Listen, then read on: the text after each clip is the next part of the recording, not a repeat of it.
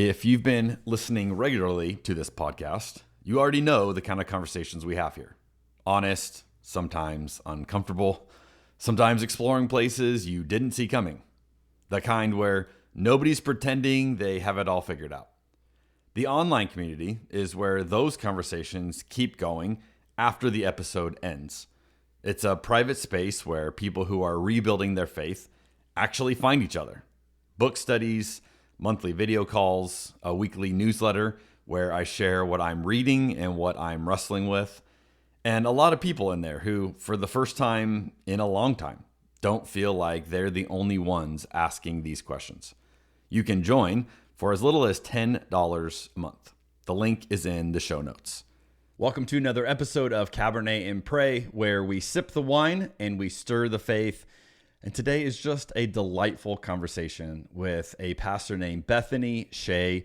She lives in California and she is doing some really cool things and has such a refreshing perspective that I think you will be very encouraged by as you listen to this episode. She's the co-pastor of 2 different churches with her husband. Yes, you heard that right. 2 different churches. And I ask all the questions that I have about that to her in the episode. And we get into a fascinating conversation as to why and what she's learned in that experience that I thought was super intriguing. She is a church planner. She is a foster adoptive parent, which we get into that journey a little bit as well. She also lifts weights every day and talks about her love for that. This is just a cool episode with a person that you want to follow and be connected to. This is episode 71, Finding Beauty in Distinction.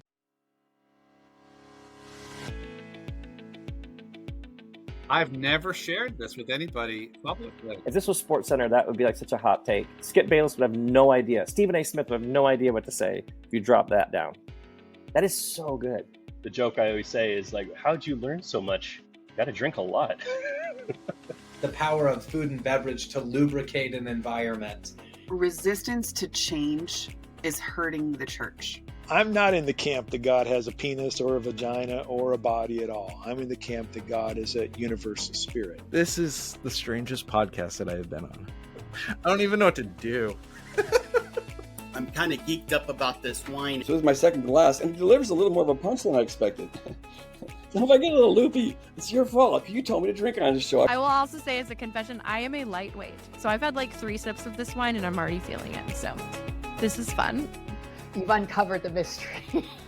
You've exposed the formula. You've just duct taped together a number of things that aren't normally hanging out together, and I'm here for it. We're going to sit down at a table, we're going to have a glass of wine and some food, and we're going to talk about the beauty of Jesus. Thanks for what you're doing with this podcast and for the creative way you're doing it and the beautiful, positive spirit in which you're doing it. I really appreciate this venue, what you're doing. It is fun, and yet you dig into the deep stuff. I've heard about your podcast for a long time, and I love that you're a pastor and that you explore the world of faith through wine. That's very unique. I never thought of church history in terms of wine drinkers. I love this question. Really got my mind rolling.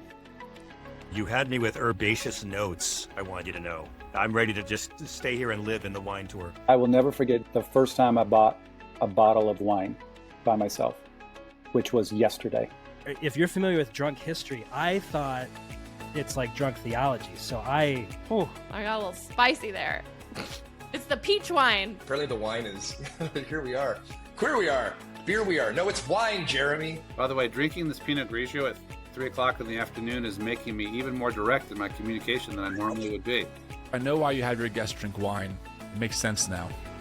Yeah, I get it. A little bit of liquid courage to really unleash the beast. I think you've got a good podcast. So throw in the wine bit in there. That's nice, doesn't it? Cabernet and Pray, yeah.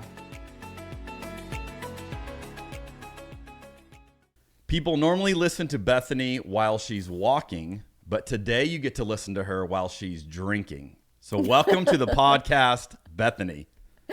Thanks, Jeremy. Cheers. Yeah, cheers. We both are on the same time zone, and we were laughing that it's 11 a.m. our time. Yes. And yes. I'll let the listener draw their own conclusions, but I'll just say this. Bethany selected the time. So that's all I'm going to say. You draw whatever conclusions from that you want. Bethany selected the time. But you know what? We're here for it. And actually, fun fact, when I did my wine certifications, they encourage you to drink in the morning because your palate is better. Oh, okay. Well, great news for us then. So in case you needed a reason to feel okay about an 11 a.m. wine sesh, this is what we're doing. All right. So I'll talk about what I'm drinking, and then we'll see what Bethany's got. Okay. I'm going to do something that this is an interesting move for me. I'm drinking something I don't love, and I'm doing it for the pod. I'm doing it for the people. I'm actually on another podcast tomorrow where we're doing it's on another wine podcast. We're doing a wine comparison of two different Pinot Noirs, and he wanted to compare Meiomi, which is what I'm drinking today, which is a very, very popular Pinot Noir, with another high-end Pinot Noir from Oregon. And I said to him, I've never even had a Meiomi, even though I hear it talked about all the time. So today, Bethany, that is what I'm drinking. And I feel like I need to be honest with my listeners. I'm not loving it. It's not my favorite wine that I've had. I'm a little confused as to the hoopla, because I know a lot of people that I like and I respect them and they love Meiomi. To me, this feels very sugary and jammy. And so it's kind of like odd for a Pinot. Yeah, not the vibe I normally would want in a Pinot. But it's drinkable. So like I'll be able to get it down. It's just, this is not my lane that I'm normally in, but I wanted to do it for the people. So I know a lot of people love Meiomi. We actually had a wine event recently where someone was like, Meiomi's my favorite. And, the guy with me is like, you should drink other Pinot Noirs. So if that's you, I will say Oregon Pinots smoke this, but you know what? To each their own. This is where maybe people are entering into. So that's what I'm drinking today with that long. Where's Meiomi from again? It's California. I don't know where this is at in California, but yeah, this is but here's what I would think. This is so mass produced. I don't think this is like, there's one vineyard. I mean, my guess is they are sourcing tons of stuff and mixing it. Because that's how you create, like if someone likes this flavor and you want the same flavor every year, you just mass produce it, mix the same things and kind of batch it, which is, I'm normally drinking like, this was from this vineyard, Totally. just because I nerd out on that stuff. So to me, this is different, but you know what? You got to try some things. You got to get out of your bubble. That's what I'm doing. Bethany, what are you drinking today? Well, I was just thinking, and I will tell you in a minute, but there was this sermon, I think it was a sermon that Rob Bell preached about going to South Africa and experiencing the wine there. And it was just like, I don't know, it blew my mind. This was years ago, but it blew my mind in the sense of like having a respect for the land that's producing the wine itself, and how people that are trained in the grapes can taste the generations in the grape of what that land has endured. And I was just so blown away by that message. It gave me a greater respect for wine. I am also drinking a Pinot Noir this morning. Are you drinking Meiomi? No, I'm not. That would be amazing. So funny. I was like, what would be light for a morning wine session? So I actually pulled this out of my cabinet. I've never had it before. I don't know anything about it. It looks expensive, but it's called Gary Farrell. And it's in the Russian River Valley in California. The Russian River is wonderful for Pinots. They're known for their Pinots. And it's fine. I like it. I think it's got to open up a bit. Was that a question? I think it's nice. I've only had one tiny, teeny sip, and so I think I would want it to open up a bit more. But it is very bright. It's very bright, and yeah, I like it. I think I would purchase. What would you say you again. Normally would drink if you're picking a glass of wine? What is Pinot your normal? Yeah, no, usually a Cabernet or a Tempranillo. Usually those ones. I love Petit Verdot's or Petit Syrahs are one of my favorites too. Okay. Big bold wines usually. You need a piece of steak with those. I know, with those wines. That's exactly right. Yeah, and I'm a part of a couple wine clubs, and so. There's one that is called Imagery, and they're part of the Benzinger family, and they make wonderful wines in Glen Ellen, which is Sonoma area. So I enjoy those. But those are our fancy wines. We only open that bottle when it's a fancy time. Do you have any like wineries near you that you can drive to? Yeah, we do. We have quite a few actually. Yeah, there's So jealous. Fieldbrook. I mean, there's just quite a few that have that produce their wine here in Humboldt, but a lot of them actually get their grapes from Napa and Sonoma, because we don't grow grapes as well here in Humboldt County. There are some out towards Willow Creek, which is closer to, it's east of Humboldt towards Redding, because the drier climate does better. But yeah, it's fun. Myself and any listener who cannot drive to a winery is very envious of you. So I hope you enjoy those. Thank you. All right. One of the questions I'd love to start with for our listeners to get a little bit of a preview of your story, of who you are. And I like to focus out on the last 10 years. If you look at your journey with God and your journey in faith, how would you say it's changed in the last 10 years? I think my faith and my journey is always changing. And it goes well beyond 10 years. I grew up Baptist and in a home and in a church where women weren't allowed to lead men in any capacity once they turned 13 or 12 or something like that. You could be a Sunday school teacher and you could definitely be a missionary, but you could not pray in front of everybody in the church. And so I did not see any female leaders in my church they were volunteers, but not leaders in any capacity. So when I got married, my goal was to be a really great stay-at-home mom and a wife, and that was it, which is an admirable choice, of course. I'm not knocking that in any way. And my husband and I started a church in 2006. And when I say I helped start it, it was really like I was in charge of the hospitality team, and that's just who I am. Like I love caring for people. I love making sure that people feel included and that they belong. And during that time, I started to kind of deconstruct a little bit of my own faith and like, what does it mean to be a Christian person in a world where God was given to me in this very clear box. And the thing that was most difficult for me was the concept of hell, and how could a good God send all these people who might not ever hear about God to hell? And I would justify it like, oh, even the rocks will cry out, no one has an excuse, but that's just really a sad way of thinking. So that's when I started to deconstruct a little bit. And a lot of it had to do with the voices I was listening to, different perspectives. I mentioned Rob Bell earlier, and he was definitely a major person in that realm for me. I went to a conference that he held called Poets, Preachers, and Prophets, I think it was called, out in Grand Rapids. And this was in maybe 2009. And that's when things started to unravel a bit for me. And it was during that time that I was invited by the other pastor and my husband to share at church on a Sunday. And I prepared a sermon, which I felt like I was just going to share my heart. It was a way of justifying it. and I shared my heart in front of everybody. And I just felt like everything clicked. I was like, wow, how am I going to say yes to this thing that I feel like God is calling me to say yes to, when God must be wrong because it's not allowed? And so I struggled with that for a long time. I would teach once a month or so for a while, once every other month. And every time I would just like kind of come before that space with a sense of fear and trembling, like, this is not allowed. This is not okay. I'm like putting myself under my husband's covering. This is kind of how I was determining it for myself, even though that's not ever. Was he on stage somewhere while you were talking? Because with his hands over me. Yes, that has to be the way it's done. Yeah. And so then one day I was talking to him about it, and I was like, I was actually reading this book. Oh gosh, this is so bad.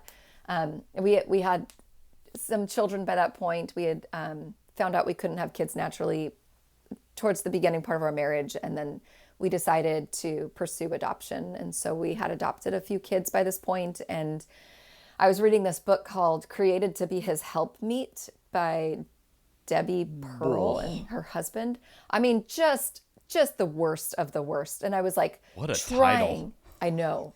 I was trying so hard to fit in between two worlds. This world of questioning, deconstructing, God is bigger than I've ever understood, but also like, I don't want to lose my tribe, my community, these people that are very conservative, this world that makes sense to me because I grew up in it, but doesn't make sense to me to live in it.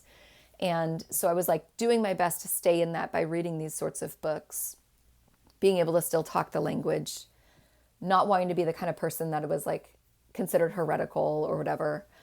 And so I was like, Jay, like, I need you to start leading our family better. Like, you're supposed to be the spiritual leader.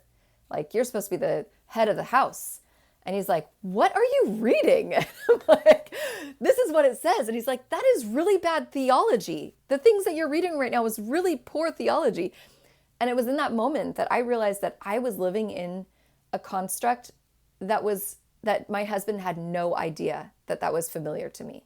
It was mine that I was holding on to, believing it for him. And he had no idea that that's how I was living. And so at that point, that was when I really started to go down a different path in my faith journey. Like, maybe there's more than what I was handed. What was your question again? Wow. I mean, you just covered so much that I'm like, I don't even know where I wanted to take any of that because there's so much there. Oh, goodness. Okay, let's start here because I love the way you explain, and the way as I'm listening to you, I'm just imagining you have this moment where you say it clicks. You preach this sermon that in your head, you know, I'm not really allowed to do this.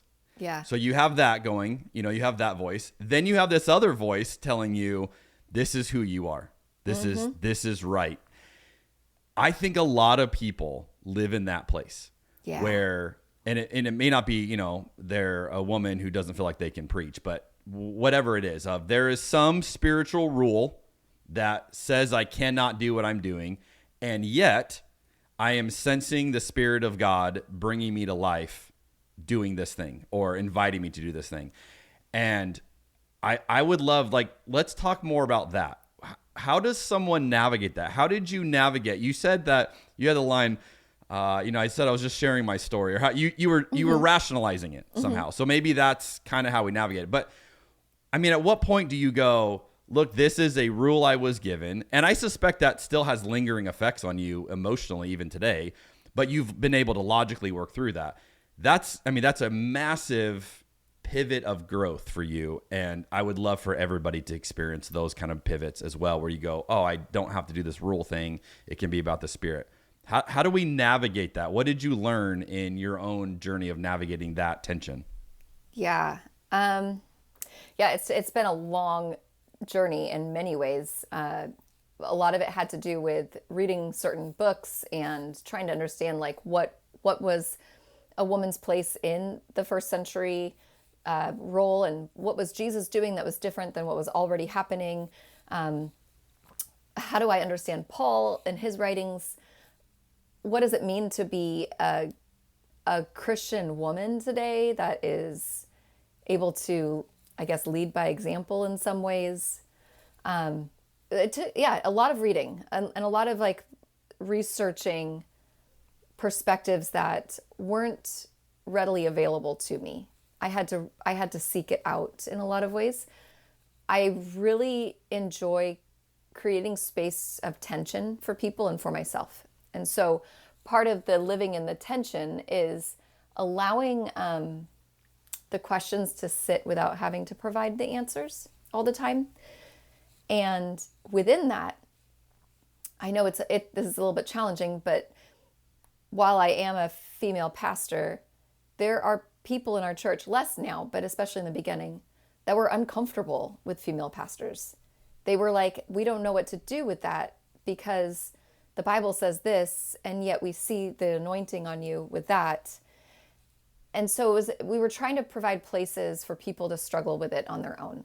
And this is still true for our church in many ways. Like, while we have, I pastor with my husband, we pastor two churches. We pastor a non-denominational church that we started 20 years ago.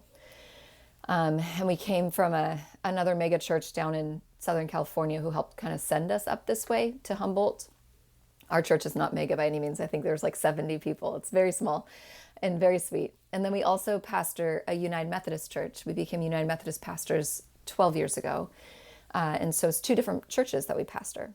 So the United Methodist Church has all their doctrines and beliefs and everything put together. They've done the 100 years of work to make it clear. And every year they do more work on making sure that they are clear on what they believe as a denomination.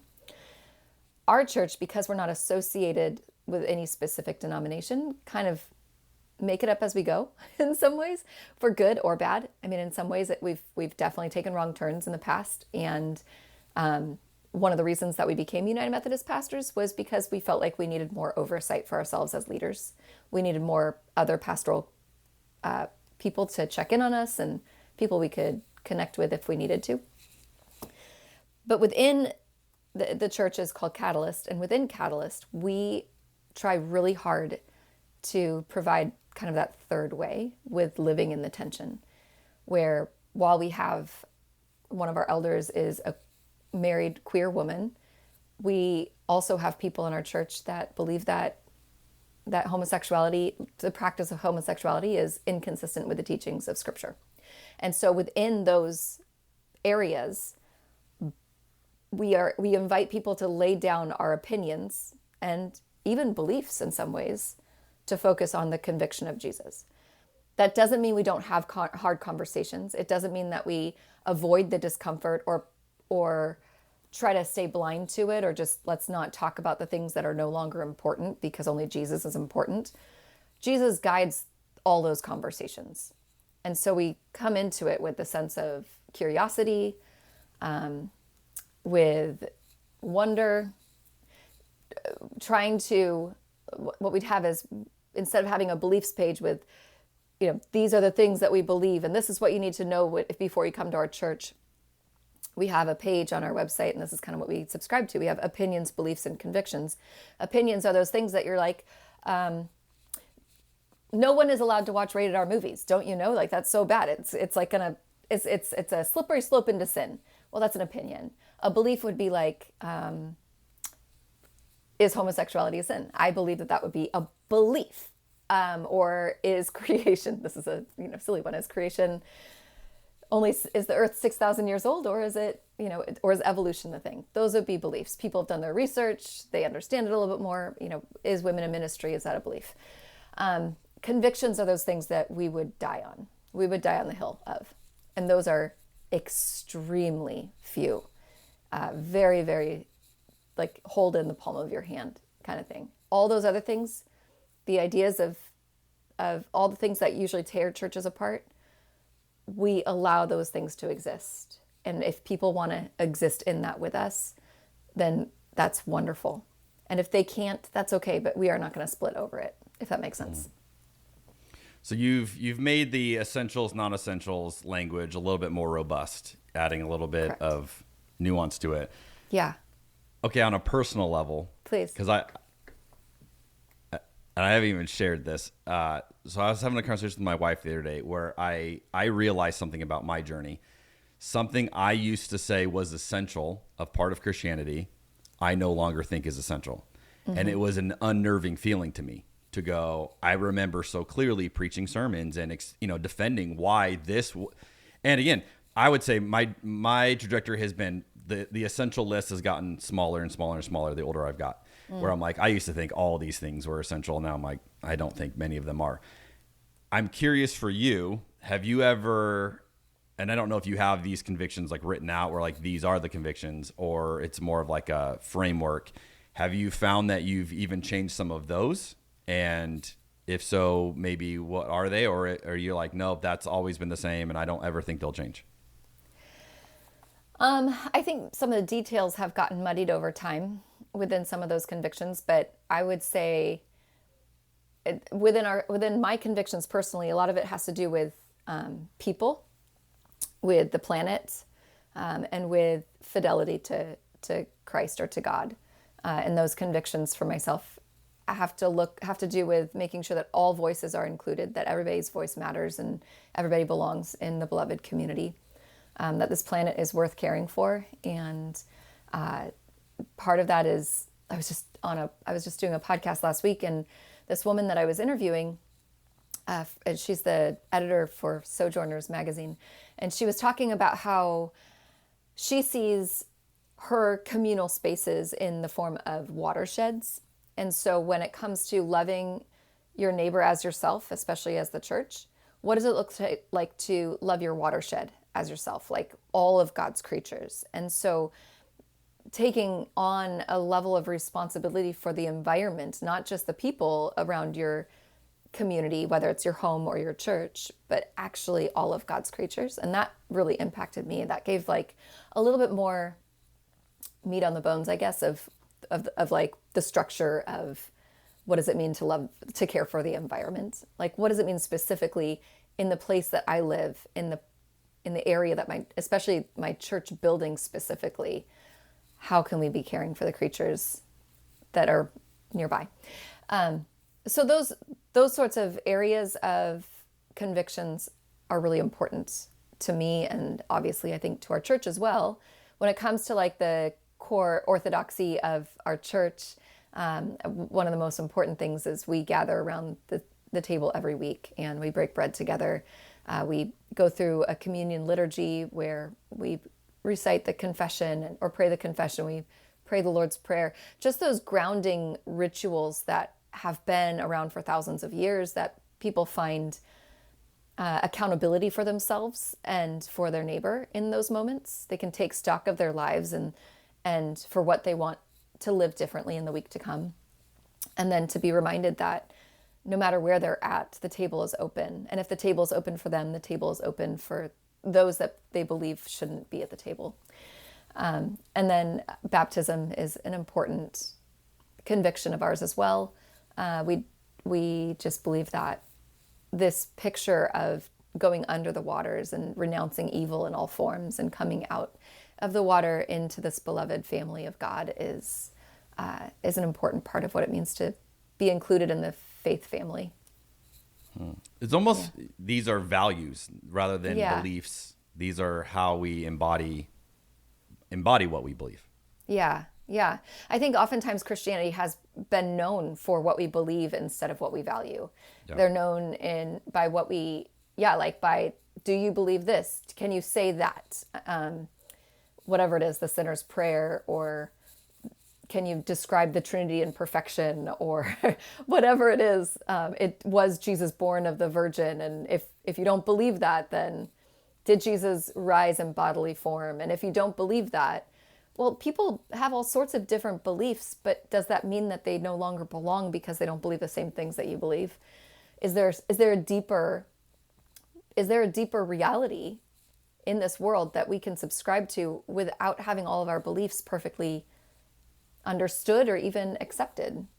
And is that something that we call it like this bass note? There's this bass note, this energy that is in the undercurrent of all things, this bass note of love that kind of keeps going forward. And whether we know exactly how to connect ourselves to that perfectly all the time or not, it's still there. And at any time we can join this great melody, harmony of beauty around us. I love that. Well said. Cheers to that. Cheers. Okay, you've mentioned so many things I want to unpack. I know, sorry, I'm a little bit frazzled. Okay, I'll try to make sure we don't leave anything awesome out. I just need to drink more and then I'll calm down. There you go, drink up. Okay, so one of the things that a lot of things you say and embody, I'm like drawn to you, and I'm like, I love the way you think. I love the way you process this. When I found out that you guys did foster and adoption, that was another connecting point. We have 5 kids. Our littlest 2, we fostered and adopted. No way. Wow. So not many people know that journey. And it's one of those, in my experience, unless you have lived it, you really don't understand what goes into it. And what it looks like from afar is often very different than the lived experience of that. I'm curious from you, what have been some of the insights in your journey with fostering and adoption that you have learned that the rest of us could benefit from?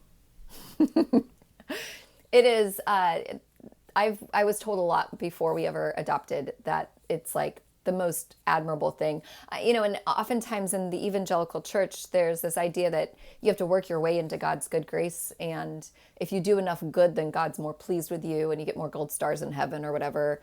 And yeah, like merit badge theology. And I remember thinking like, oh, adoption, that's like, God's gonna be so pleased. Like that this is the road we took instead of in vitro or some other form of assisted human reproduction. And I had to do a lot of work, like repenting of that mentality. And it wasn't, I feel like that would be more like a sin of omission in some ways, because I didn't realize the culture I had been in for so long that perpetuated this mentality that adoption is some sort of human rescuing. And that's just not the case. Adoption freaking sucks. It is horrible that it exists. It is so freaking sad that kids are not able to be with their family of origin. It's not the way that it's meant to be. And so to tout it as some sort of rescue or good deed, it negates the amount of suffering and loss that these kids will experience their entire lives. Most of them. Not every person obviously has the same story of loss and abandonment. Like they don't feel it as acutely in their bodies as other adopted kids, but most of them do. There's like this primal wound that happens in a child when they are removed from their home, whether it was the choice of the mother or not the choice of the mother. And obviously with foster care, it's even a deeper loss because, people can demonize a birth parent all they want who was not able to keep their kids. But that birth parent, anybody who's experienced addiction knows that a lot of times it's not really a choice. I mean, you need a lot of help. And poverty is not a choice. It is a systemic injustice that people are born into that affects everything. It is a systemic sin for sure. So that's a lot. Sorry, that was on a soapbox there because I feel a lot of feelings when it comes to this. Struck a chord there. I know.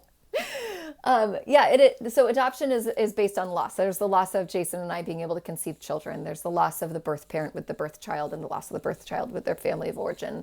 And so for us, we tried really hard to keep the family of origin as connected as possible. We really believe in open adoption. And there have been times where it's been just easy and lovely, especially when they were little. It's been harder as they've become teenagers, and it's been harder when families of origin can no longer show up or are unable to show up in the capacity that my kids would hope, or even that the family of origin would hope. And that's been really hard. And that's something that my kids will struggle with and wrestle with the rest of their lives. They're all teenagers now. We adopted them really young. My son, Isaac, was a private adoption actually, and we adopted him when he was almost 6 months. I'm sorry, no, he was 2.5 months when we got him. We actually got him right after we started the church. We started the church in August. Because you had so much free time. I know, and we got him in September. We're bored. Let's adopt a child. Yeah. No, we had already gone through 13 unsuccessful adoptions before we got Isaac. So we had our first kid, Matthew. We had him for a month. His birth mom chose us when she was in the hospital, and so within 2 days of being picked, we got Matthew. And the birth father just got a lawyer immediately and wanted to fight us. And so we got lawyers, and the whole time we were like, if this guy's a loser, we're going to fight to the very end. And he was not a loser. He was he was young, he was 19, but he was ready to be his son's dad. And I knew it all the way through. And so we had to say that we couldn't continue forth with that adoption. And the adoption agency, it was their first, what they would call a failed adoption. And they told us that we were unfit to be parents because we obviously didn't care enough for the kid to fight for him. And man, that was so rough. So that was a year before we started the church. And then we had 12 others from that moment that, I was there for births and C-sections and all the things, and everything fell through. So we had given up, really. And so when we started the church, we got a call right around that same time from Isaac's birth mom, and she was in my parents' Bible study, and she had found out she was pregnant at the same time that we had Matthew, and my mom hadn't seen her in like maybe 7 years, and they ran into each other in Safeway in the parking lot. And so she found it, that she knew she was pregnant. She didn't tell my mom, but the whole time she was pregnant, she was like, I wonder if Jason and Bethany would be able to adopt him if I can't do this, because she already had 2 grown daughters and a grandkid on the way. And she called us, and she's like, hey, this is who I am. I have this little guy. He's a month old. And we're like, I'm so sorry. We cannot, we were living on our friend's couch.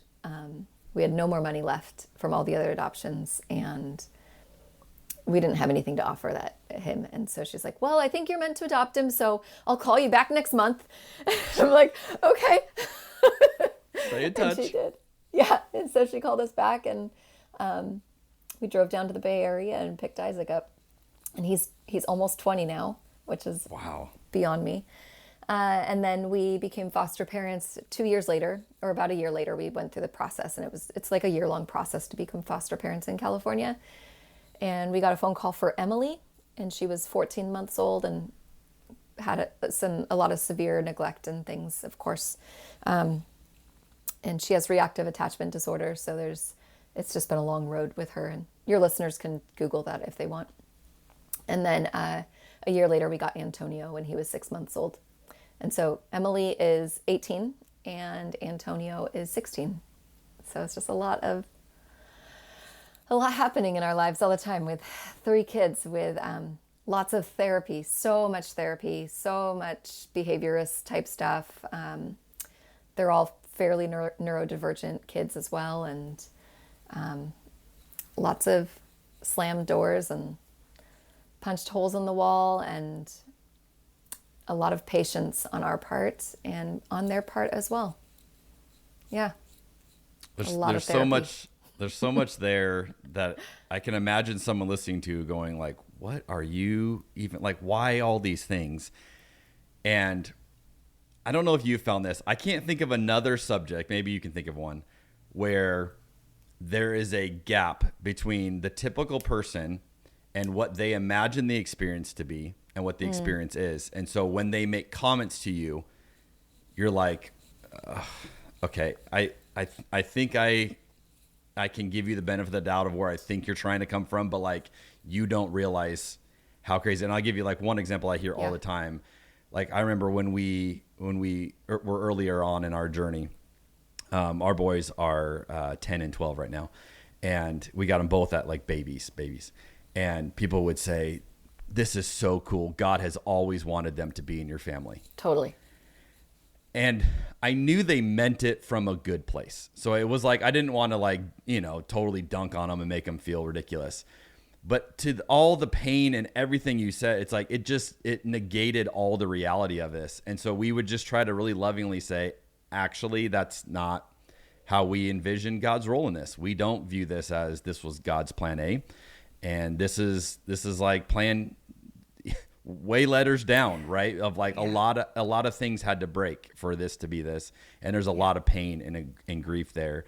And to your point, that doesn't ever go away. Like you learn to live with that and embrace that. And so whenever someone tells me today, hey, we're thinking about fostering and adopting, I'm always like, it's not what you think it is. So like, let's have a real conversation so that you understand the dynamics of this. And if you're okay with that, and that's what the journey you want to go down, it can be absolutely beautiful, but it's beautiful in the way that the gospel is beautiful. And that often involves suffering and loss and pain and grieving. And yet beauty emerges in the midst of that. So even as you're talking, like, we've had so much drywall repair in our house because of our boys, so it's like, but you say that to someone that has neurotypical biological children, too. And they're like, why would they do that? And it's like, the amount of medications that we have to keep up on, the amount of therapies and counselings and extra services. And yeah, it's a wild road. And so, and I just heard that about you and I'm like, all right, we have another point that we connect on. And I love the takeaways that you've learned from it. And that's definitely been true for our story as well. Yeah. Yeah. It's always hard when my kids will be in a certain place and somebody hears, or they know that they're adopted or something, and somebody will say, "Oh, you're so lucky." No, not lucky. And I hope someday they will have like a sense of gratitude, or like, you know, just like any of us for life, even if we've been raised through difficulty or had trauma as a young person, there is this hope to grow up and our brains fully develop and to be able to recognize that God carried us through those hard things, or that there is so much to be grateful for. But for an adolescent person who is already experiencing all sorts of hormonal changes, who, even if you're not adopted, you still think, oh, if I was just raised by my best friend's parents, things would be better. Things are always better outside of the home that you're in, of course. But for them to be told, oh, yeah, I bet you're so lucky. You're just so lucky. No, it is complete. It's difficult for them to see any kind of luck in it. It's sad. The whole thing is really beautiful and sad, and beautiful and sad and beautiful and sad, over and over and over again. And I wouldn't want it any other way. I'm so grateful, but it's still so freaking hard. Well, and it makes so many social interactions so difficult because of how complex it is. And, you know, the other day we had to change dentists for our boys the other day because one of our sons is autistic and he has bipolar. So very neurodivergent, and those two together are like a Molotov cocktail when they go off. And so, you know, the expectations of like what healthy looks like for him is just different than what it would be for a neurotypical kid. Yeah. And so we go to this dentist, and every time, you know, he's already struggling just to get through the appointment, but then she would lecture him on you're flossing, you're not doing enough. And I'm like trying to look at her like you're not reading the room at all. Like you're not, you know, and it's like, I don't want to say all of this in front of him because I don't want to be like, let me explain why these are, you know, it's like, then that's not helpful for him. But at the same time, looking at her, I'm like, lady, the fact that he's sat through in this chair as long as he has, and he hasn't punched you, you know, it's like 100%. He's working really hard right now, and you're lecturing him and lecturing me. And I just got to the point where I told my wife, I was like, I don't want to go to a place where they just keep lecturing us. Like we're fighting for our lives here. And so we found a different dentist that doesn't do that, and like took notes of like, oh, yes, these are, you know, things that he needs. This is what helps him set him up. Great. But even that, it's like you can't do normal social interactions without all of these complexities coming to the surface, and the typical person just doesn't understand it, and it's just really tricky. Yeah, it is so tricky. It's so true. And I wish in some ways we could all have little badges that we wear on ourselves that say, this is who I am. Please be gentle. Like, please be patient with me, or whatever. And instead we just have to teach people, including ourselves, on how to approach people differently with a lot more patience and grace. And it's just a lot of work. Yeah, sometimes it's easier to avoid those social situations because of... Well, you realize the world is made for neurotypical people. Totally is. I know. And when you are one, it works and it's great. But, you know, if the gospel's good news, it's got to be good news for everybody. That's right. How do we create spaces for everybody? Which means those of us that go, well, I don't have that issue, or that's not a thing for me. You have to care enough about the people who would say that's a thing for me to adjust the environment for them. And I think that's the best thing for me I've learned out of it, of like, oh, I have to be a better parent to them. I can't expect them to just, well, you know, I have these other kids and they're not neurodivergent, so be like them. It's like, no, I have to figure out, I have to add tools to my toolbox of like, how do I help you the way you need to be helped? And really it's like, this is what we'd want for everybody. Like everybody should treat every person you meet with this, of like, what do you actually need and how can I show kindness to you? Yeah. But I bet that is an interesting dynamic, even with having biological kids and having adopted kids, and trying to figure out like how do we include everybody as our kids. And it's not so much of like adopted, not adopted. It's like neurodivergent and neurotypical. Those are like the bigger distinctions in a lot of ways. Obviously, adoption comes with a certain amount of trauma because of the loss, but those neurodivergencies and the mental illness and all the different things that impact a person's life makes a person feel different and are seen differently in society because of that. And that's hard to manage as a parent, that, you know, you're in love with your kids and you're like, how do I make sure that they all feel like they're just all a part of it all the time? And it's hard work. Yeah. So I commend you. I don't know what it's like to have biological kids and adopted kids. Only adopted. It's kind of a hot mess. So ours are funny. So my wife has dark brown hair. I have dark brown hair. So our biological 3 all have really dark brown hair. Our little boys have bleach blonde hair. No way. So we call them the brownies and the blondies. Love it. Because we got, you know, and what's funny too is if I'm just with one of my younger boys, I don't look like them. They don't look like me. They're white, but they've got, you know, hair color that's like, I don't think it came from that guy. And so I've had people like, how blonde is your wife? You know, like to me, because they're like, how did you? And it's like, oh, no. That's not how that works. But yeah. It's funny. Okay. Another question I have. Yeah. You alluded to this, but this was one I'm like, okay, I got to find out more. You pastor 2 churches. Yeah. Bethany, I have pastored a church before, and it was all consuming. I can't even wrap my head around, let's do 2 of these, and they'll be denominationally different. And again, you explained a little bit about what drew you to the Methodist end of it, but why not? I guess my question is, why not try to merge it into one? Is there a reason that doesn't exist? I got questions practically. Do they meet at different times of the week? Are your roles different in each church? Like, why 2? Inquiring minds want to know. Yeah. Okay. That's a great question. So we thought of Catalyst becoming part of a denomination. And so when with our leadership team, and this was maybe 15 years ago, probably 16 years ago, our leadership team were trying to support Jason and me, not just financially, but also emotionally and spiritually. We planted the church with another couple, and then they left about 5 years in, and left with like a lot of chaos that surrounded their leaving and a lot of challenges morally and things like that we had to do a lot of work trying to clean up from.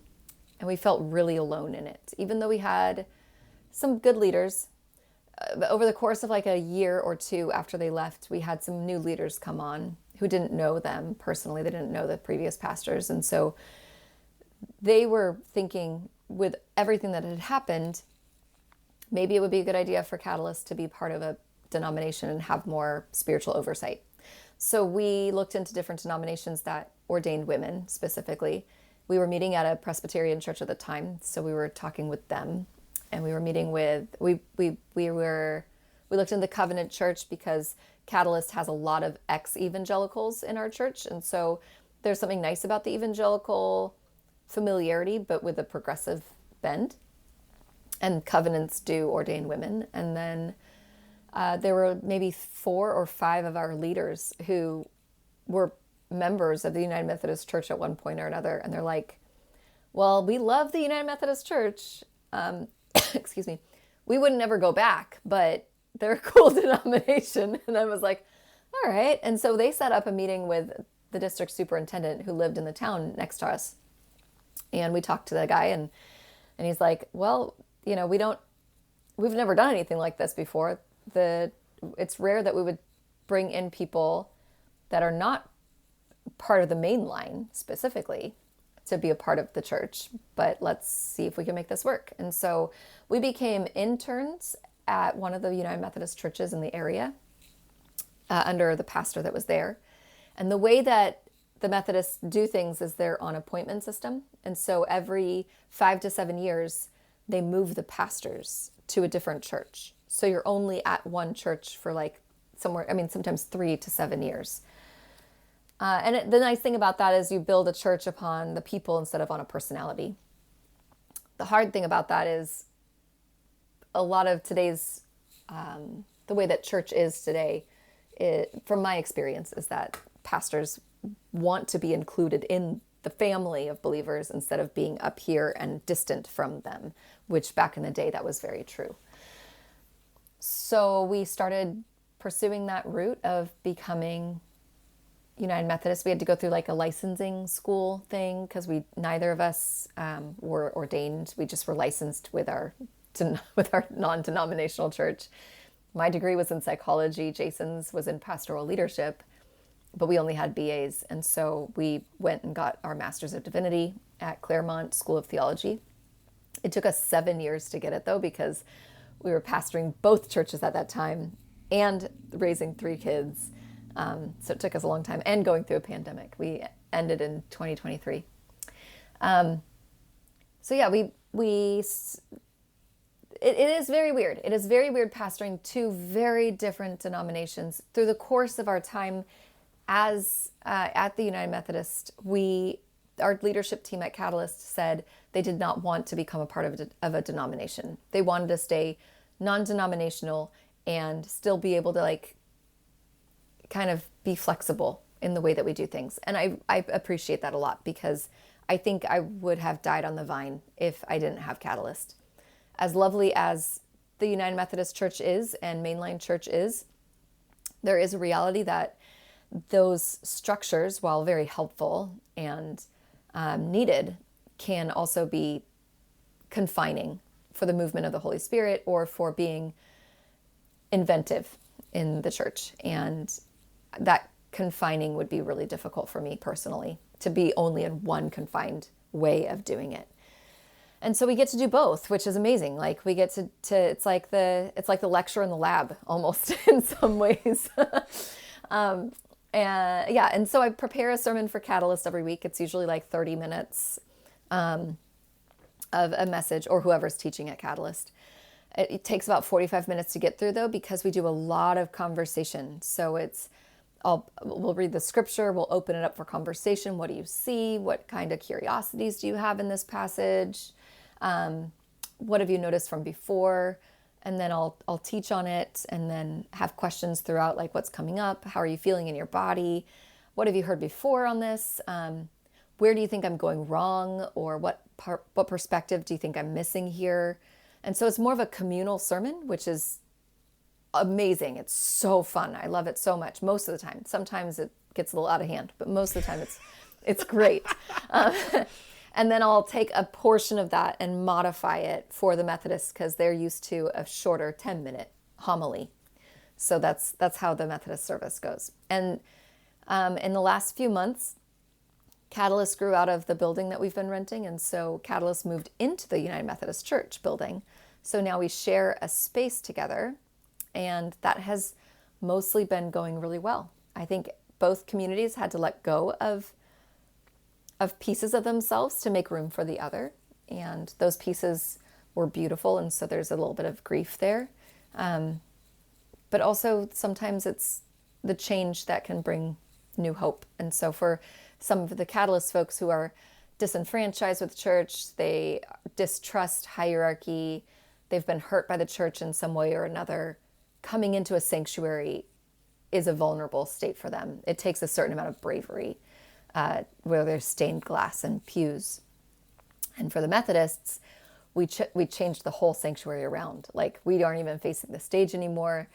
All the pews are like sectioned out to where we tried to curve them as much as possible to create more community. And so that's been really hard for them too, to degrade the sanctuary in some ways. So everybody's uncomfortable. Degrade it?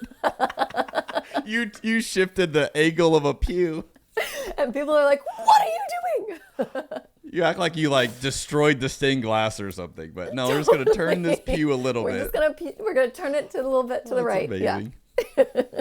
So obviously, I mean, I imagine the typical person in each church knows of the other church, knows of this role. Is there, I don't even know, like a holy jealousy of, I wish, we only got my pastor and they didn't get it. Like, I don't know, like I can imagine like two siblings, if you will, kind of like battling for mom and dad. Is there any like dynamics of that, or like everybody kind of just loves what they have and it's good?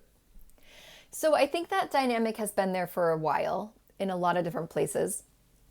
And that's been really hard. That's a really good question, because it has been really hard in a lot of ways for different people. Not for Catalyst as much, because they're like, I don't know, they kind of live in their own bubble. Like they're just doing their own thing and happy with the way things are. It's a small church. There's like 75 usually on a Sunday, and sometimes more, sometimes less.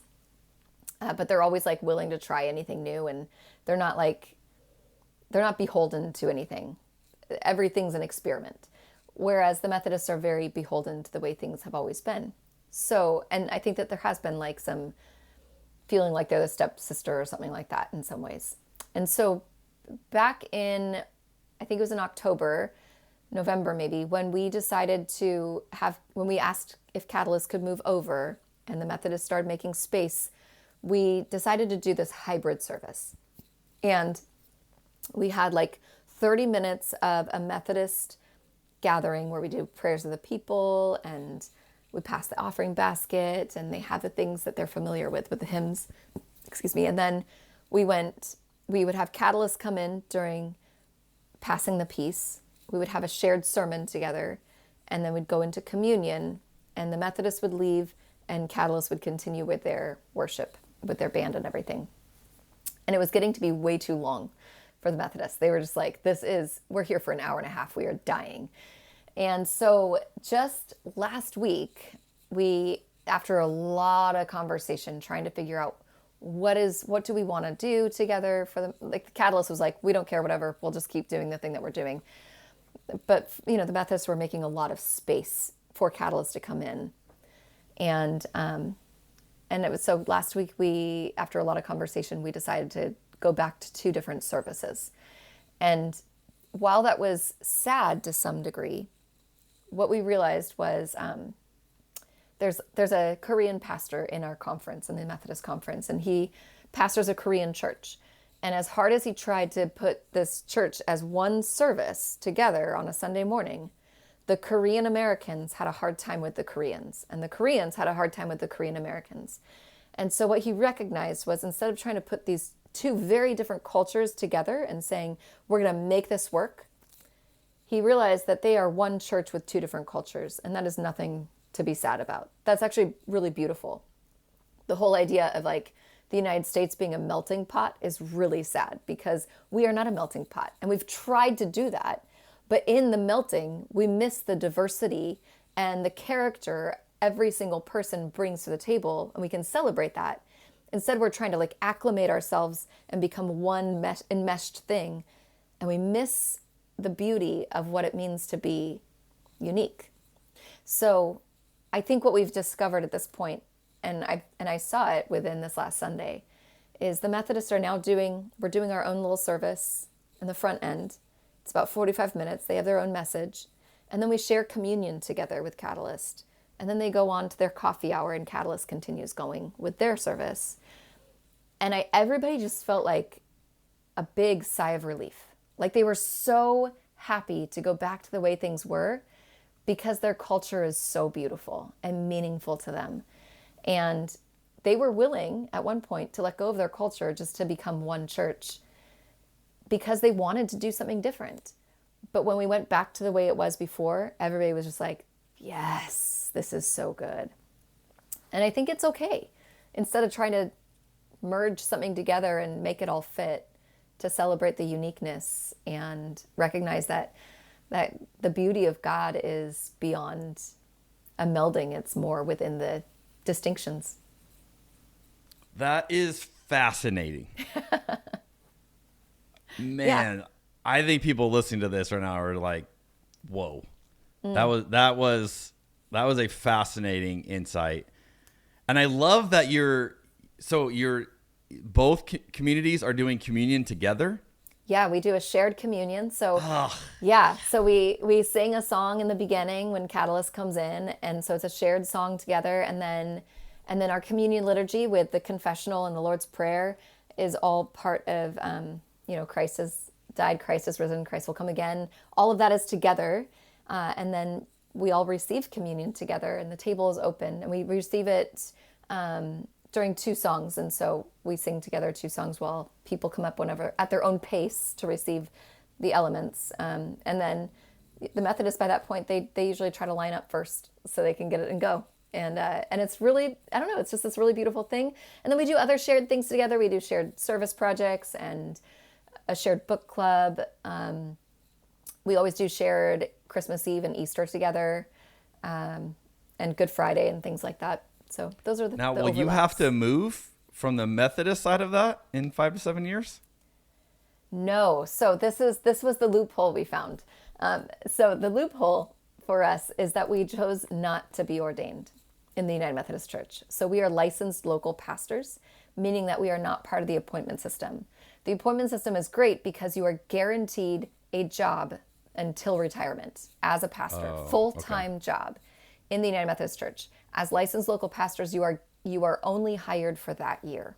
So we've been hired for 1 year for the past 12 years at this one church. And we're just like trying to sneak under the radar, like, don't look at us. Okay, this is so fascinating. You're contrasting this with the melting pot idea, and you're saying this is something different. What is this called? What are you doing? What do you mean? Is there a name for this idea of we're allowing each culture to be its thing, but then we're coming to get I don't know what to call this. What is this? This is beautiful. It's called beautiful. No, I don't know. I don't have a name for it. I'm not a name person. My husband loves names. He loves to he'll be like, please tell him we need a name for what this is, because we're super intrigued. Okay, cool. I'll write a book about it once he gives me the name. I mean, even your thing about if you would ask me in your situation, I would say yeah, it'd be the healthiest thing for both, to come together and unity. That would totally make sense. Yeah. And then as I'm listening to you, I'm like, this actually also totally makes sense and probably is way better. And I just think that's not intuitive for people. No, and it wasn't intuitive for us either. I truly believe it was an act of the Holy Spirit, because it came out when I was in a church council meeting, coming up with ideas, and the first idea of having shared sermon and communion with a little front end of their own thing came up first, and we tried it, and it just didn't feel right. So then this next time we were in a meeting, it was just 2 Tuesdays ago is when this idea came up of what if we just share communion and this, I mean, communion is the most beautiful part of our unity. It is what it means to be the unified body of Christ throughout the global world. And every week that we recite the Lord's Prayer, we pray it together, we are joining our voices with the great company of saints around the world, some wearing head coverings, others, wearing bikinis. I don't even know, all sorts of people. Where's that church? I don't know. Laguna Beach, probably. Yeah, right. All sorts of people letting all of their differences be dropped for a moment to come together around the unified body and blood of Jesus Christ that takes away the sins of the world.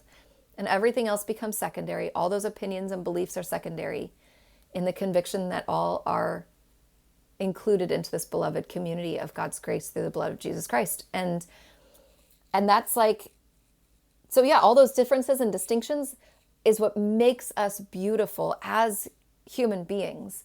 The more we get to know those distinctions, the better we get to know God, because God is shown through our distinctions. But to have to release all those distinctions in order to belong, I don't think is always necessary. But communion is that beauty of belonging. Whew. Yeah. It's a good word today. That was so good. Yeah.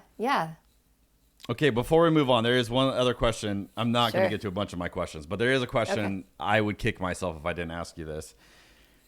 You will be known by many listeners, or if they check you out on social media, as the Walk With Me pastor. It's so cool that you do this. This is, I guess, a thing. I don't know how long you've done it, but you as I gather it, you have your morning devotion, quiet time. You do your things you got to do, take care of the animals, all that. And then you go and then you film these videos that are walk with me. And I was telling my wife about this today, and she's like, does she do that every day? And I'm like, I think so. And she's like, I wonder if she ever batches them, like does like one walk and like makes like 7 videos out of it or whatever. I'm like, I don't think she does. She's like, what if she's traveling? I'm like, I don't know what she does. She's like, that's what I would ask her. So all of this, tell us about Walk With Me. Why did that turn into the thing it is for you? And why do you think that format has clicked for you?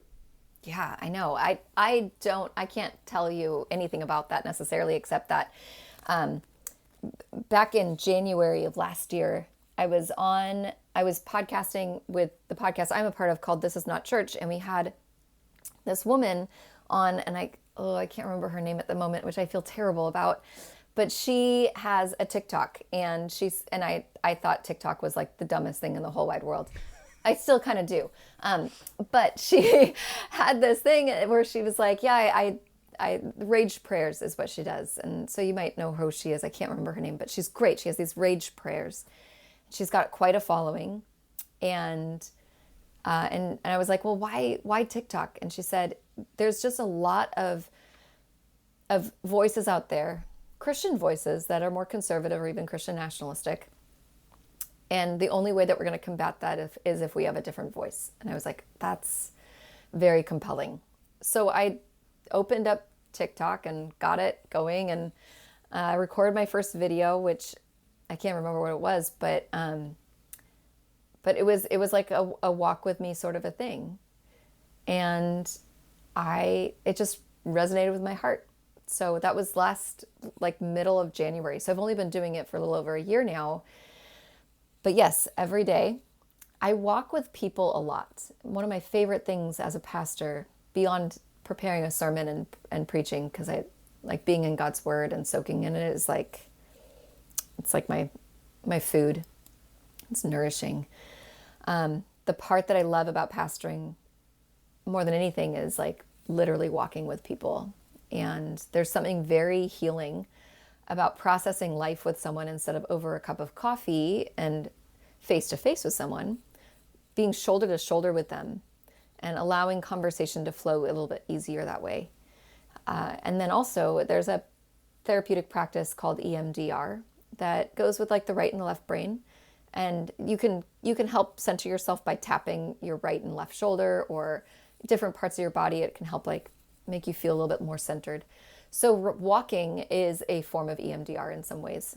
And so when people are going back and forth, right, left foot, it helps. I've found it helps conversation flow differently. So I love walking with people. And so I just decided, what if I just invite people to walk with me on these morning routines? And I use a prayer app called Pray As You Go. It's like a 13-minute guided reflection with scripture. There's usually a song or a chant, and just some questions that come up from the scripture. And I just sit with that passage and pray through it and ask the Lord, like, what are you showing me? And what are you showing others that might listen to this? And then I record a video. And I try to keep it under 3 minutes. I'm not always very good at that.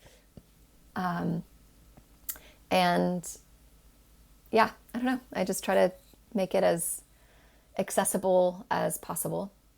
Have you ever missed a day? I think so, probably. Okay. I'm not sure, but when I go on vacation, I still try to keep the same routine. It's become a spiritual practice for me in many ways. It keeps me accountable to my own spiritual practices. Okay, so this is as just a creator. Yeah. I feel the stress of like anything I commit to. I'm like, all right, if you commit to it, you've got to, do the work. And so like even starting a podcast, that was my biggest thing is like, what would I want to talk about long enough that I could keep it going, that I wouldn't lose interest in. And so that was always like my thing. I think about the idea of like anything daily stresses me out. Like every day I'm going to pop on and, and it's like, you've done it and it's like your thing. And, I watched your video this morning on Israel and it was fascinating. And it's like, I just know like you're going to offer little morning reflection. And I think that's super cool that you do that. And so evidently it doesn't stress you out, and that's great. No, it doesn't. Most of the time, it does not stress me out. This morning's reading, I was just like, maybe I won't record one today because that one stressed me out. I was like, how do I? I didn't know where you were going with that one for a while. Like at the beginning, I was like, the way you started it. This is my teaser for your Israel. Yeah. The way you started it, I don't know what you said, but I thought you were going to go a different direction. And I was kind of worried because I was like, oh boy, I'm about to interview you, and you and I are very unaligned on this subject. And then you ended up totally going the other direction. I was like, okay, cool, great. We're good. Yeah, that one was really challenging for me. That was not a light topic to talk about while you walk. No, that one definitely went over 3 minutes. I was like, I can't fit this all in. But yeah, and I'm not an expert on the subject of Israel or anything like that, but it was definitely, that was one where I was like, maybe I won't record today. And I recorded like a really terrible, just some of my thoughts, and it didn't go anywhere, so I just deleted it. And then I was like, okay, let me figure this out. And it came together fine. But yeah, no, I usually, whatever I record the first round is what I record. That's it. And then I have a book, Stepping into Lent. So I've been reading through that book every day on TikTok as well. And I have another book called Stepping into Advent. And then I'll post these videos also to my Instagram page with Pastor Bethany. And there's way less people on there. But I don't know, TikTok's been kind of fun. It's a little hard with like the amount of, what is the word when they're like not wanting you to have your stuff get out there. What is that? Like censoring? A little bit of censorship happening. Oh, and that's been frustrating. I have felt that recently on some, because my videos, I normally post to TikTok and Instagram, and normally TikTok does better, and then Instagram's a little slower. And lately, Instagram's been really good, and TikTok's not doing good. And I'm like, is TikTok changing the algorithm? Like, because I'm putting the same stuff out that I was, and suddenly, something's different. Yeah, it's definitely. Well, for those of us accessible. who are having the kind of conversations we're having. Exactly. Maybe if you're not talking about the stuff that we're talking about, but if you like my content, you'll like the stuff that Bethany is saying on her channel as well. So there's my plug to go check out Bethany's Walk With Me series. Yeah. All right, let's transition to a few questions I like to ask everybody, and we get to compare your answers. If I were to ask you, Bethany, what's the greatest glass of wine you've ever had in your life? Is there a story that comes to your mind? Can you think of what the bottle was? Is it who you were with? Is it where you were? What's the best glass of wine you've ever had? I don't remember, honestly, the best glass of wine. I feel like most glasses of wine is the best because that's solid. I am because it's always with other people, and I love being around other humans. Every Friday is date night for my husband and I. Like during COVID, when everything shut down, we had never really done dates before. We couldn't afford it, or our kids were too little, so we couldn't really get a babysitter. And so during COVID, on Friday nights, the kids got unlimited screen time from 6 p.m. to midnight. And we would make like really good food or charcuterie or something and open up a really good bottle of wine. And we would park my Subaru in the driveway, and we have like kind of a field behind us, and pop the back of the Subaru. And we would sit out there and drink wine and eat food together, and sometimes watch a movie and just sit in the back of the car until we had to put the kids to bed at midnight. And it was such a sweet time. And since then, we have rarely missed date night. It is our favorite night of the week, and it's the start of our Sabbath as well. And so we almost always open a really good bottle of wine on that Friday night and share it together. Yes. Yeah. What an epic date night. Yeah. We've been married 25 years, and it's just we've been through shit, man. We've been through it for sure.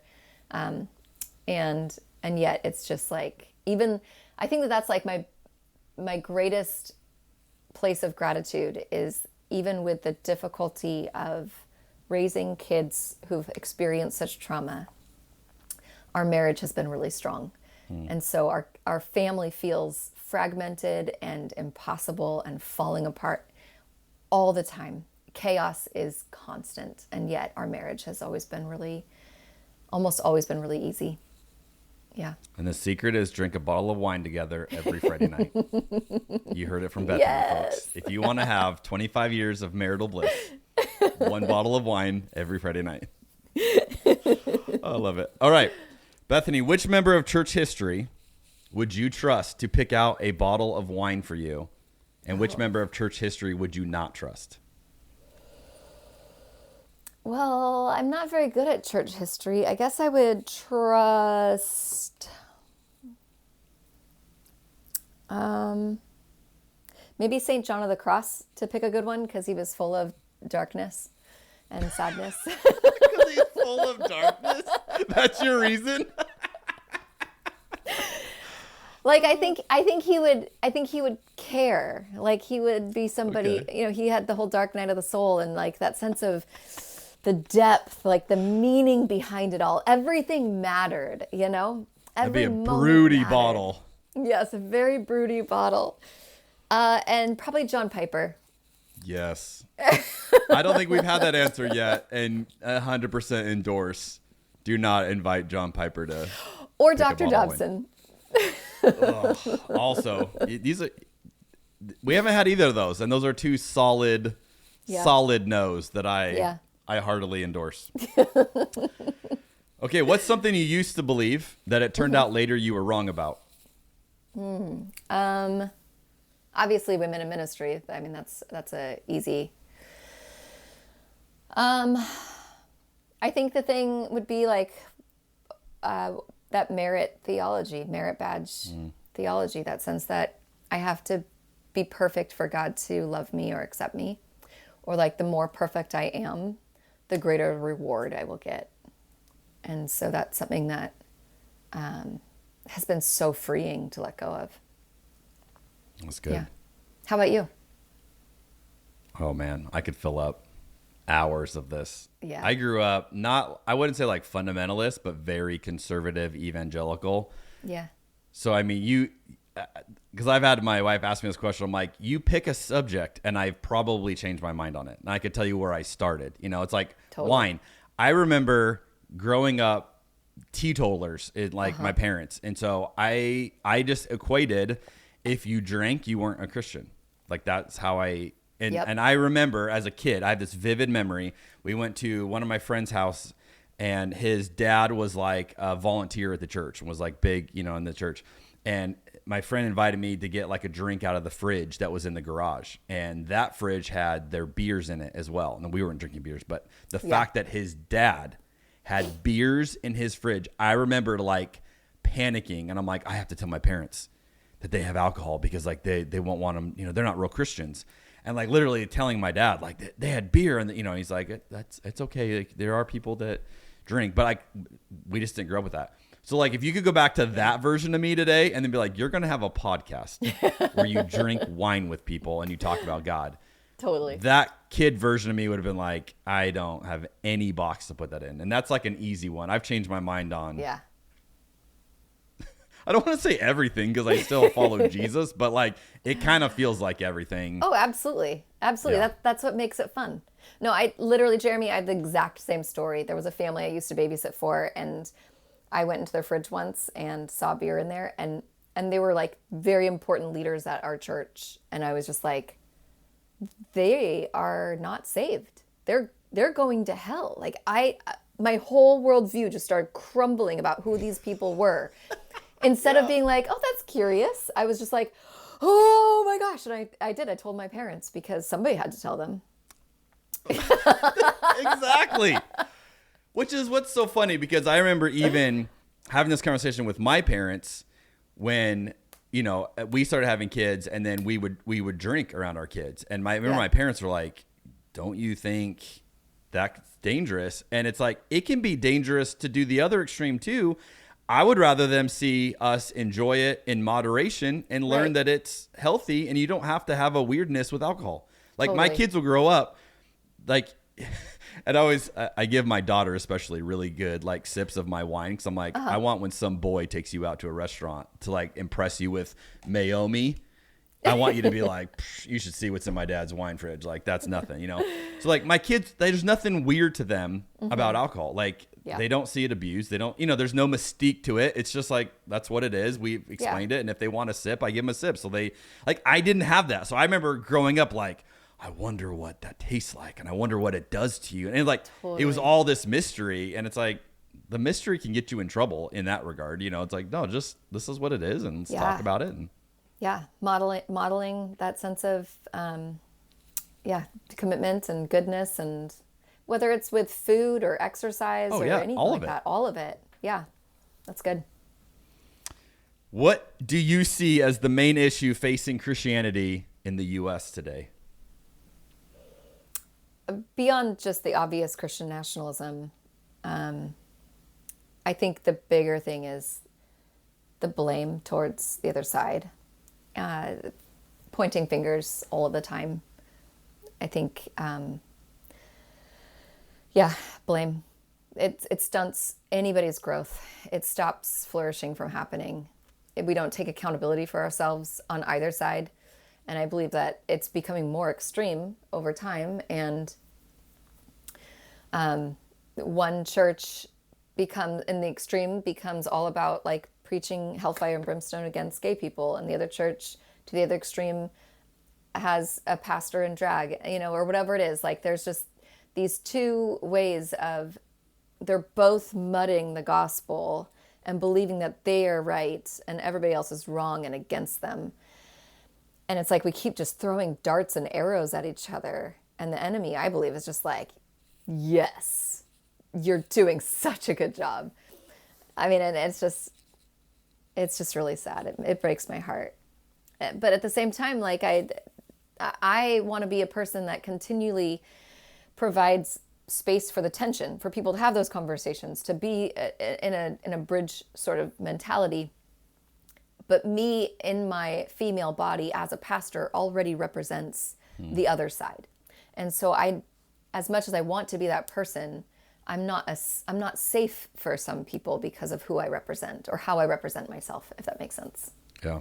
I did a message last weekend on the mimetic view of atonement from Renee Girard and talking about scapegoating. That's right. Yeah. I did that last week too, or 2 weeks ago. Oh, did you? Yeah. Are we the same person? What's happening right now? I just spoke on scapegoat theory.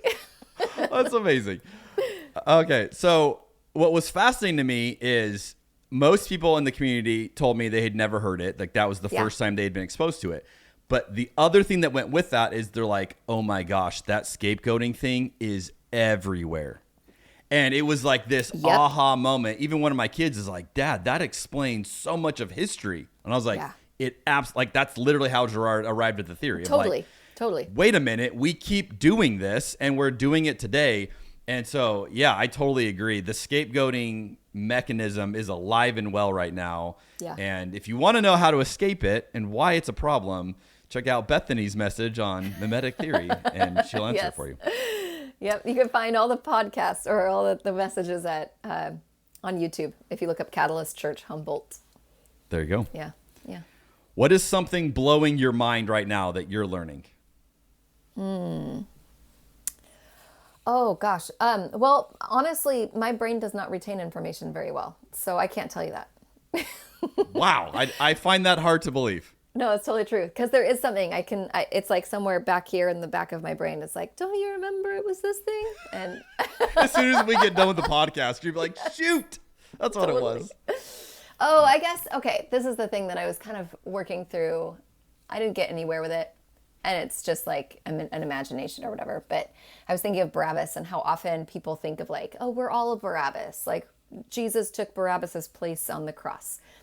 Not like literally. I mean, yeah, literally. But it's not like Jesus was like, I'll do it for him. It was commanded by Pilate.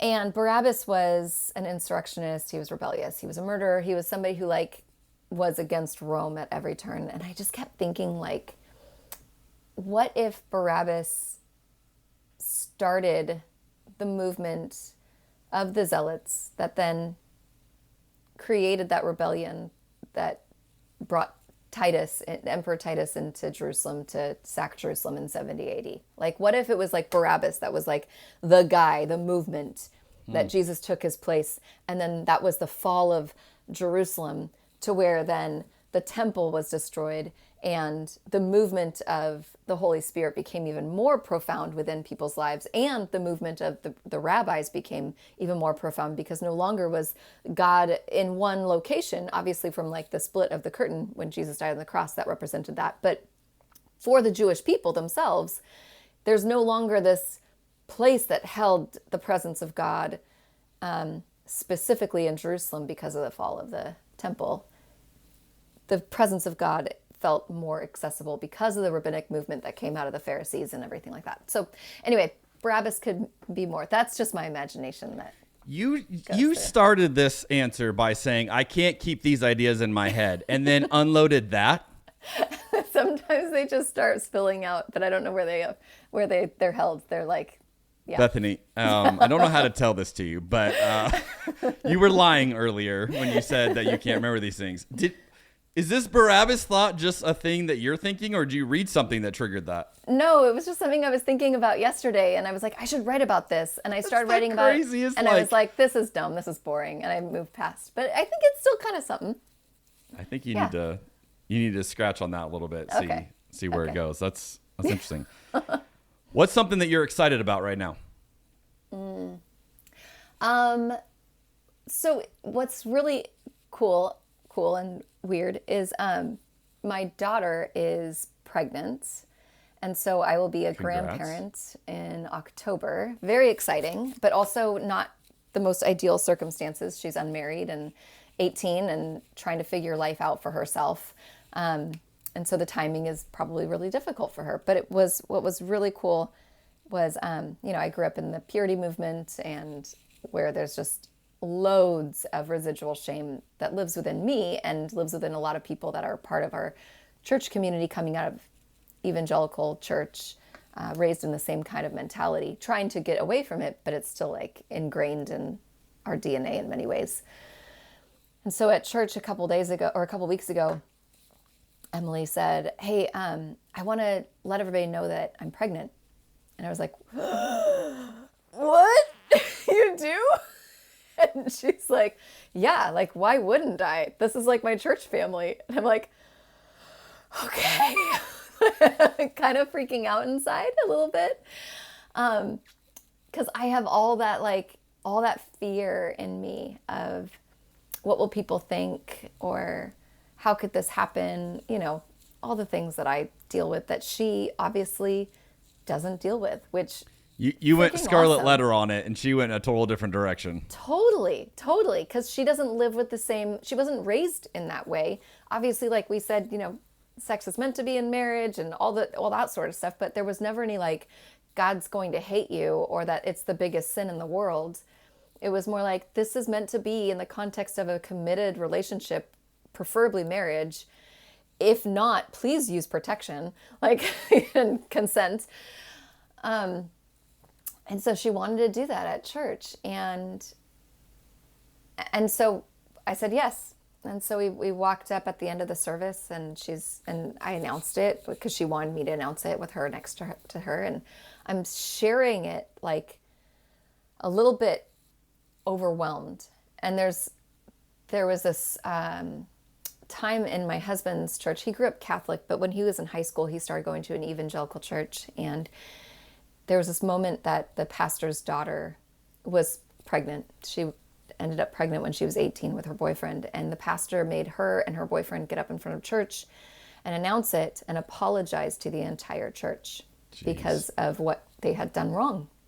They had failed the church. They had failed God. And so I shared a little bit of that story, and then I just started weeping, and I was like, I want our church to be the kind of place that blesses new life, that celebrates it regardless of the circumstances, that comes around each other and undoes the levels of shame that comes with purity culture that so many of us are still battling. And so everybody just extended their hands and prayed for her, and people were crying because they themselves are finding this moment as a type of redemption. Even though my daughter doesn't understand that because she doesn't live with it, so many others are living vicariously through that moment. And it was not just exciting, it's very healing. So that's where we're at. What a beautiful story. Thank you for sharing that. Yeah. Okay. Before we wrap up, Bethany, is there anything I have not asked you that you want to address that you're like, we cannot close this conversation until I say this? Oh, no, I don't think so. I don't know. I feel like we talked about a lot of wonderful things. I love to lift weights, and that's like kind of where I find my sense of, it's like my own thing. No one needs me. I ignore everybody. I put my headphones on and probably have like resting bitch face a little bit and just kind of like in my own zone. Do you go to a gym or you do it at home? How do you do this? No, I go to a gym. I go to a gym, and actually we've had a few people from the gym come to the church, which is kind of cool too. But yeah, I love doing that for myself. Going on walks, obviously. What's your favorite lift? Probably Bulgarian split squats right now. Oh, I know they're awful. They're the those worst. are awful. They're the worst. But I always all feel that like you could say, you drop that. Oh. Yeah. I feel like I've done something when I do that. Yeah, Like, well, okay, you are I've legit. I could just tell based on that answer, I would be afraid of you in the gym. So well done Yeah. to that. Yeah. All right. Wait, how about you? Anything that you feel like you need to say? No, this has been incredible. Okay. I'm amazed how many times you can you and I have never met. This is our first, we've interacted online, but this is our first conversation. I feel like you and I have been friends for years. And isn't it so cool? That just is a weird feeling to me to be like, I feel like, like it's like we're catching up and we've seen each other in a little bit, but it's like, I've never met you. I don't know. I know. So like, totally. that's so encouraging to me about community, of like how God draws people together. And I think in the season where a lot of people, especially listening to this podcast, are very lonely and feel like I've lost my community, I've lost my tribe, or I got kicked out, or, and so they're dealing with that grief. And then to find other people, they're like, oh gosh, you too. And so that's where it's like, I love introducing voices like yours to this community for people to go, there's another person like us, and I feel it with you. And I think our listeners will feel it with you too. That's awesome. Totally. I was thinking, gosh, we should drive out to Arizona and hang out with these guys. You should. You should. We'll do something awesome. Yeah. We can do a Friday night double date wine night. Yes. And we'll make it epic. That would be so fun. That'd be awesome. Okay, we'll have to do that. If someone's listening, they're like, I'm in, she's awesome. What's the easiest way for them to find you and find the stuff that you're doing? Yeah. So on Instagram, it's with Pastor Bethany. I have like my family Instagram, which is Bethany Cseh, CSEH, which is a weird spelling. It is on very TikTok, weird. I know. On TikTok, it's with Bethany. No, Pastor Bethany. That's what it's called on TikTok. You can find sermons at Catalyst Church Humboldt on YouTube. And if you ever are looking for a church community and you haven't found one, we have a Zoom church that meets every Sunday at 11 o'clock on the West Coast. So you can find that Zoom link on our website, which is provokechange.org. Very cool. Well, Bethany, this has been a delight of a morning drink to have with you as we talk about life and all the cool things that you're doing. Thank you for the way you live out your faith, the way you are adding your voice that is very much needed, and bringing so much beauty to the world and the beauty of Jesus to very heavy subjects as you tackled this morning. So thanks for doing that. And thanks for joining us on this podcast. Yeah. Thank you for all that you're doing too, though. Like the things that you put out there on TikTok, I'll have to find you on Instagram, but just that sense of just curiosity, the willingness to wrestle with hard subjects, how you and your wife get to process those things together and then bring everybody into a conversation. That sounds like you guys have been having that conversation for a while and you're like, come on over, talk with us. We've got things to say. I need a cool opener like you. I don't have a walk with me. It works. It's always, hey, Jer. I love it. Yeah. That's awesome. Yeah. Well, hey, thank you so much. Friends, I hope you have loved this episode as much as I have, and you have a variety of new things to check out of Bethany's and resources that will be an encouragement for you as well. And we will see all of you on the next episode of Cabernet and Pray.